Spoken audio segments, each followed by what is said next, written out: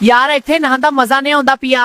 आहो यार बागे वाली खो ते नहान दा बड़ा मजा आउंदा बागे सी। वाला खूह की हिस्ट्री क्या है, इस पर अनकरीब हमारी वीडियो आ रही है।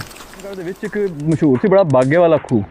ਹੁਣ ਤੇ ਖਤਮ ਹੋ ਗਿਆ। ਉੱਥੇ ਬਾਗ ਸੀ ਕੋਈ, ਇਹ ਖੂਹ ਦਾ ਨਾਮ ਬਾਗੇ ਵਾਲਾ ਖੂਹ ਕਿੰਜ ਕੀ ਦੱਸਦੇ ਹਨ ਬਜ਼ੁਰਗ ਪਿਆ। ਔਰ ਕੌਣ ਸੀ ਮਾਲਕ ਇਹਦਾ? ਇਹਦਾ ਮਾਲਕ ਵੀ ਰਾਹੀਵਾਲ ਆਦਰੀ ਸੀ। ਅੱਛਾ, ਦੂਜੇ ਨੰਬਰ ਤੇ ਇੱਥੇ ਦੱਸਦੇ ਨੇ ਅੱਗੇ ਬਾਗੇ ਵਾਲਾ ਖੂਹ ਤਾਂ ਨੇ ਵੀ ਤੇ ਬਾਗਾਂ ਦੇ ਬੂਟੇ ਲਾਏ ਹਨ ਲੋਕਾਂ ਨੇ। ਠੀਕ ਹੈ, ਠੀਕ ਉਹਦੀ ਵਜ੍ਹਾ ਨਾਲ ਫਿਰ ਬਾਗੇ ਵਾਲਾ ਖੂਹ ਮਸ਼ਹੂਰ ਹੋ ਗਿਆ। ਠੀਕ ਹੈ। ਲੇਕਿਨ ਹੈ ਇਹ ਰਾਹੀ ਫੈਮਿਲੀ ਦਾ ਹੈ, ਅੱਛਾ, ਦੂਜਿਆਂ ਦਾ ਕੋਈ ਤਲਕ ਨਹੀਂ ਇਹਦੇ ਨਾਲ। ਠੀਕ ਹੈ। ਤੇ ਰਾਹੀ ਬਰਾਦਰੀ ਦਾ ਹੀ ਖੂਹ ਸੀ, ਥੋੜਾ ਜਿਹਾ ਰਕਬਾ ਸੀ। ਉਹਦੇ ਵਿੱਚ ਫਿਰ ਰਾਈਆਂ ਦਾ ਆਪਣਾ ਕਿਸੇ 2 ਕਨਾਲ, ਕਿਸੇ ਦਾ 3 ਕਨਾਲ, ਕਿਸੇ ਦਾ 4 ਕਨਾਲ। ਇੱਥੇ ਆਪਣੀ ਮਿਹਨਤ ਮੁਸ਼ੱਕਤ ਜਿਹੜਾ ਕੋਈ ਸਬਜ਼ੀ ਦਾ ਕੰਮ ਕਰ ਲਿਆ, ਕਮਾਦ ਲਾ ਲਿਆ, ਇਹ ਹਿਸਾਬ ਤੇ ਜ਼ਿਆਦਾ ਬਾਗੀ ਬੂਟੇ ਲੋਕ ਲਾਉਂਦੇ ਹਨ ਜਿਹਦੀ ਵਜ੍ਹਾ ਨਾਲ। ਪਿੰਡ ਜਿਹੜਾ ਪੂਰਾ ਪਾਣੀ ਉਹ ਜਿਹੜੇ ਖੂਹ ਤੋਂ ਭਰਦੇ ਸੀ। ਤੇ ਨਲਕੇ ਕਦੋਂ ਲੱਗਣੇ ਸ਼ੁਰੂ ਹੋਏ? ਸਭ ਤੋਂ ਪਹਿਲੇ ਕਿਹਨੇ ਨਲਕਾ ਲਵਾਇਆ? ਸਭ ਤੋਂ ਪਹਿਲਾਂ ਖੂਹ ਨਲਕਾ ਲਗਵਾਇਆ ਸੀ ਕਸ਼ਮੀਰੀਆਂ ਨੇ। ਅੱਛਾ, ਵਿਹੜੇ ਵਾਲੇ ਕਸ਼ਮੀਰੀ ਮਸ਼ਹੂਰ ਸਨ।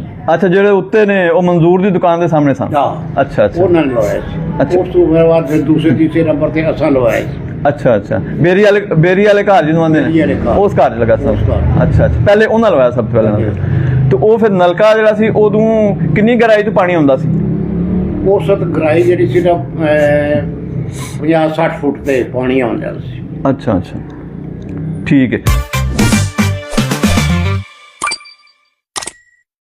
ਤੇ ਵਾਲ ਸਾਹਿਬ ਜਿਹੜਾ ਨਵਾਇਸ਼ਾਈ ਕੀਤੀ ਜਨਾਬ, ਅਸੀਂ ਭੈਂਸਾਂ ਵਗੈਰਾ ਵੀ ਰੱਖੀਆਂ ਹੁੰਦੀਆਂ ਸਨ ਤੇ ਉਹਨਾਂ ਨੂੰ ਜਿਹੜਾ ਨਾ ਕਰਨਾ ਕਰਾਉਣਾ, ਡੇਰਾ ਸ਼ੇਰਾ ਜਿਹੜਾ ਨਾ ਮਾਸ਼ਾਅੱਲਾ ਬੜਿਆ ਹੁੰਦਾ ਸੀ ਸਾਡਾ।